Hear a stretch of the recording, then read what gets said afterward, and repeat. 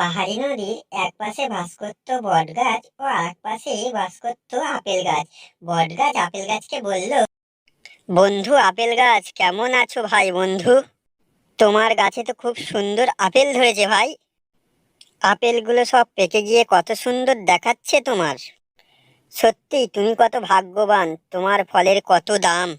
এই যে ভয় বটগাছ, আমার দিকে নজর দিও না তো। তোমার নজর পড়ে পড়ে আমার গাছের ফল সব কত কমে গেছে।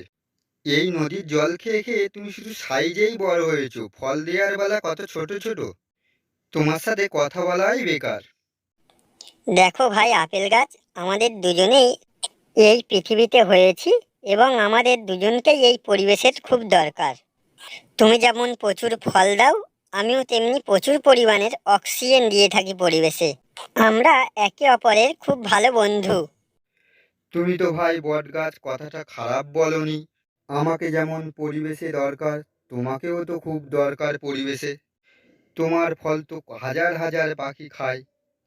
আজ থেকে আমরা খুব ভালো বন্ধু। তো বন্ধুরা, তোমরা যদি বটগাছকে ভালোবাসো তাহলে চ্যানেলটাকে একটা লাইক করে সাবস্ক্রাইব করে যেও।